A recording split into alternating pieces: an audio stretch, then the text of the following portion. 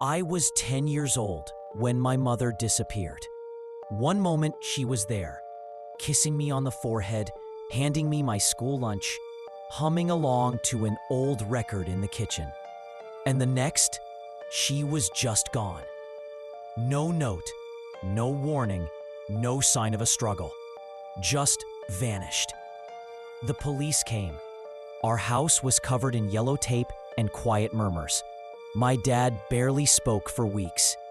I remember sitting in my pajamas on the couch while strangers combed through our family photos, asking me what kind of music my mom liked, if she had any enemies. I was 10. My answers were useless. At some point, people stopped looking. The flyers faded on telephone poles. The reporters stopped calling. Even my dad eventually stopped saying her name. By the time I turned 15, it was like she had never existed. I told people she had died in a car accident. It was easier than explaining the blank space in my life. But I never stopped wondering. 15 years passed. I was 25, working a boring office job in Chicago, living alone in a studio apartment that smelled like instant noodles and desperation. It was a Tuesday. I remember that because my coworker had brought leftover cupcakes from her daughter's birthday, and I had eaten two, even though I was trying to quit sugar.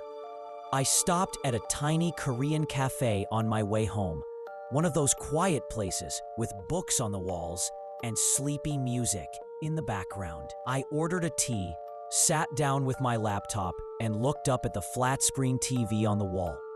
That's when I saw her. At first, I thought my brain was playing a trick on me. The screen showed a massive stadium, thousands of people screaming, waving lights. A woman walked onto the stage, her silhouette sharp against the pyrotechnics behind her. She lifted the mic, and the crowd went feral. The camera zoomed in. Her face filled the screen. I dropped my cup. Tea spilled all over the table. Because I wasn't just looking at a pop star. I was looking at my mother. She looked different, of course. Her hair was long and silver now, not the soft brown I remembered. Her eyes were lined in smoky makeup. But it was her. Same cheekbones, same tiny dimple when she smiled. Same nose I saw every day when I looked in the mirror. I froze. My body stopped working. My mind screamed.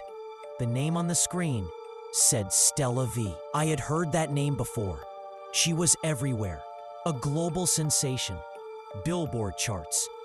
Vogue covers. The mysterious diva with no past.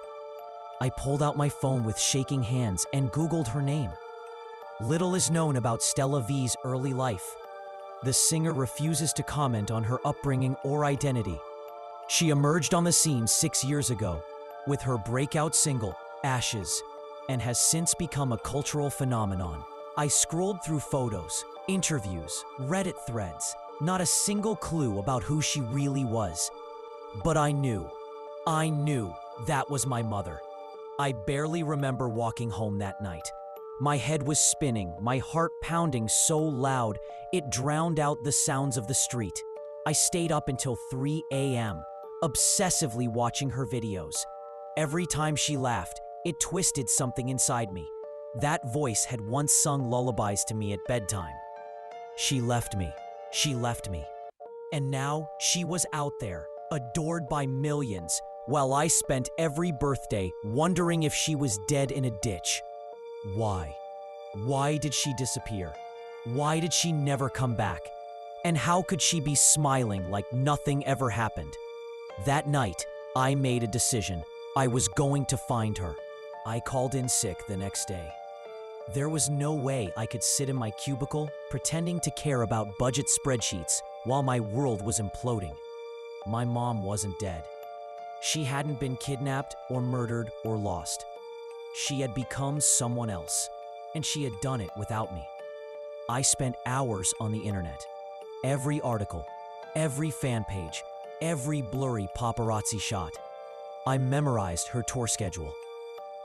She was going to be in New York in 2 weeks, a charity gala and performance. Ultra exclusive, invite only. I knew I had no shot of getting in, but I also knew someone who might. When my mom disappeared, my dad collapsed, emotionally, physically, spiritually. He drank himself to sleep, quit his job, and barely spoke.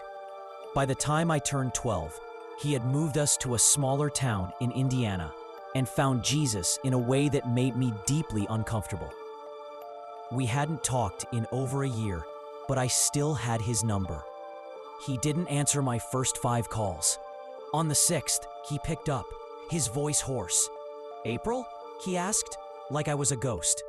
"I saw her," I said, no greeting. "She's alive and famous. She's Stella V." There was a long silence.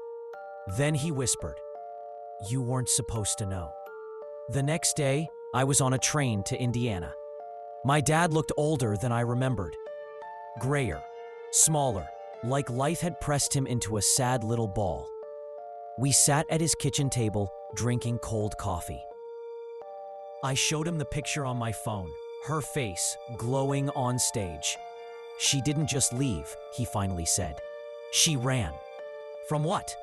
From herself. He told me everything. Her real name wasn't Stella. It was Veronica Lane. She had been a local singer once. Lounge gigs, tiny bars, mostly covers. Then she met a man who promised to make her a star. Not my dad. Someone else. A producer. Dangerous, charming, married. She got pregnant with me and disappeared from the music world. My dad took her in, raised me as his own. But she never really stopped chasing the spotlight. And one night, when I was 10, she just snapped, left without a word. She thought she could reinvent herself, he said. Erase the past, become someone new. And she did. She became Stella V. But she never looked back. I begged her not to do it. "She's my mom," I whispered. "She left me. She left herself," he said. "You just happened to be part of that." I went home in a fog. Everything inside me burned. Betrayal, rage, grief, longing. I had imagined this woman as a victim for 15 years, but she was the architect of her own disappearance. And still, I needed to see her. Not on a screen, in real life. I needed answers. I emailed every PR rep I could find. I wrote a fake sob story pretending to be a journalist, writing a piece on Stella's mysterious past. I even DM'd her manager's assistant on Instagram. No one replied. Until I got a single message from a burner account, 3 days before the gala. "Come to the side entrance. Dress in black.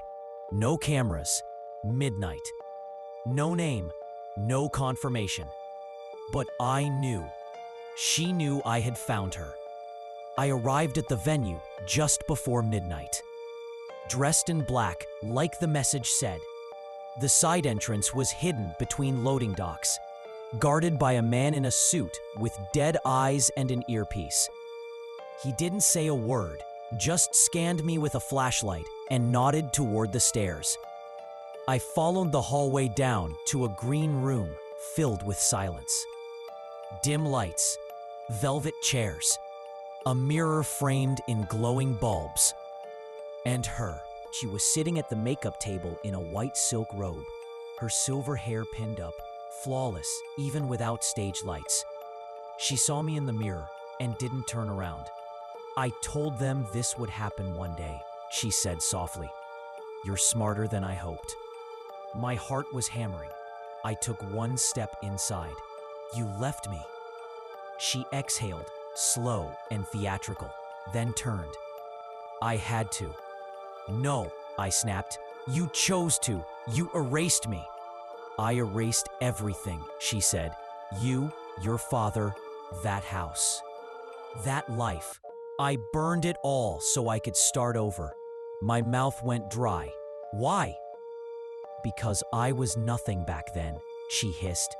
"A nobody. A scared girl stuck in a kitchen with a screaming baby and a man who smelled like beer. I had one chance to become someone, and I took it. I was that baby, I said. I needed you. She stood up, slowly, walked toward me like I was a fan who had crossed the line. You don't understand what it's like to want something more than your own blood, she said. You think I regret it? I don't, not for 1 second. I felt the world tilt. Everything I hoped for, the tears, the hug, the apology, it died in her eyes. I came here for closure, I whispered, for the truth. Then here's your truth, she said. I'm not your mother. Not anymore. Stella V doesn't have a daughter. I just stood there, shaking. She reached into a drawer and pulled out a thick envelope, pressed it into my hands. Take this, she said.